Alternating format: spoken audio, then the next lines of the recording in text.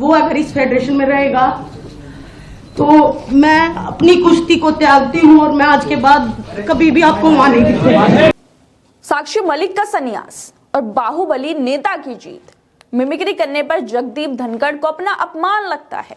बोलते हैं जाटों का अपमान है, लेकिन जब जाट बेटियां सड़कों से घसीटी जा रही थी या उन शोषण के आरोपी के खिलाफ प्रदर्शन कर रही थी, तब उपराष्ट्रपति जी को जाटों का अपमान नहीं लगता। आज बेटी बचाओ बेटी पढ़ाओ का नारा देने वाली सरकार से हार कर साक्षी मलिक ने कुश्ती से संन्यास का ऐलान कर दिया। खुद को महिलाओं की हिमायती कहने वाली पार्टी बीजेपी अपने बाहुबली नेता को बचाती रही और देश का गौरव, देश का सम्मान बढ़ाने वाली बेटी आज उस पार्टी के सामने, एक आरोपी के सामने जंग हार गई। लेकिन अब ना मीडिया को किसी का अपमान लग रहा है और ना ही बेटी बचाओ का नारा देने वाली पार्टी बीजेपी को किसी का अपमान लग रहा है।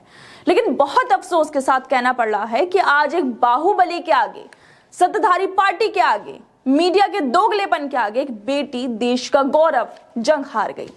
बेटियों का सम्मान करने वाली पार्टी ने देश की बेटियों का ऐसा अपमान किया है कि देश हमेशा से याद रखेगा कि कैसे सत्ता के लिए यौन शोषण के आरोपी ब्रजभूषण को बचाया गया और देश की बेटी साक्षी मलिक को, उन तमाम महिलाओं को, बेटियों को जबरदस्ती बीजेपी के बाहुबली नेता ब्रजभूषण के आगे झुकने पर मजबूर किया गया। लेकिन ना तो अब हमारी मिमिक्री से आहत होने वाली मीडिया और ना ही खुद को जाट बताने वाले उपराष्ट्रपति एक शब्द बोल पा रहे हैं। उपराष्ट्रपति गैर राजनीतिक होकर खुद जाट वाली पॉलिटिक्स खेल रहे हैं, आहत हो रहे हैं, उन्हें अपना अपमान लग रहा है। लेकिन जो जाट बेटियां महीनों तक सड़कों पर बैठी रहीं, ब्रजभूषण को सजा देने की बात करती रहीं, सरकार से अपील करती रहीं और आज कुश्ती से संन्यास भी दे दिया, लेकिन अब देखो उपराष्ट्रपति जी को बिल्कुल बुरा नहीं लग रहा और ना ही भावनाएं आहत हुई और ना ही उन्हें जाट वाला मुद्दा यहां दिखाई दिया। क्यों? क्योंकि आरोपी भाजपा के नेता हैं, तो कैसे भावनाएं आहत हो सकती हैं। और सबसे बड़ी बात तो यह है दोस्तों कि इतनी बड़ी बात हो गई, लेकिन फिर भी बीजेपी ने आरोपी ब्रजभूषण के करीबी को ही रेसलिंग फेडरेशन ऑफ इंडिया का नया प्रेसिडेंट बनाया है। जिसके बाद साक्षी मलिक रोते हुए कहती हैं कि मैंने देश के लिए जितने भी पुरस्कार जीते हैं, आप सबके आशीर्वाद से जीते हैं। मैं आप सभी देशवासियों की हमेशा आभारी रहूंगी, लेकिन कुश्ती को अलविदा। सोचिए दोस्तों, जो लोग देश के बाहर, देश से बाहर जाकर देश का गौरव बढ़ाते हैं, उनके साथ देश में इस तरह का बर्ताव हो रहा है कि उन्हें संन्यास लेना पड़ रहा है, क्योंकि रेसलिंग फेडरेशन ऑफ इंडिया का प्रेसिडेंट ब्रजभूषण के दोस्त को बनाया गया है। अगर बीजेपी को यही पाखंडीपना करना था तो फिर ब्रजभूषण को ही क्यों हटाया गया? क्यों बीजेपी ये दिखावा कर रही है? क्या ब्रजभूषण के दोस्त को नया प्रेसिडेंट बनाने से कुश्ती संघ में ब्रजभूषण का दबदबा नहीं रहेगा?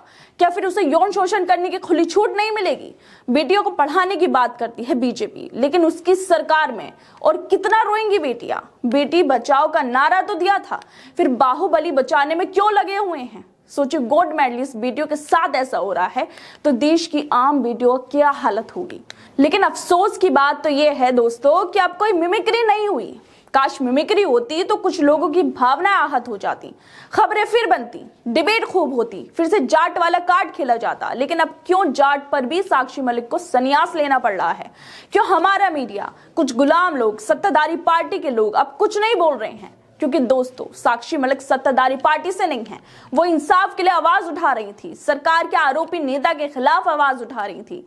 इसी वजह से शायद उन्हें इस्तीफा देना पड़ा। लेकिन साक्षी मलिक के इस्तीफे से ये बात तो साफ हो गई कि देश में बेटियों को बीजेपी की सरकार में कितना सम्मान मिल रहा है, कि अपने बाहुबली नेता को बचाने के चक्कर में उन्होंने देश की गोल्ड मेडलिस्ट बेटी को संन्यास देने पर मजबूर कर दिया। आप लोगों को क्या लगता है? हमें अपनी राय जरूर दें इस मुद्दे पर। और बाकी तमाम खबरों को देखने के लिए जुड़े रहिए हमारे साथ।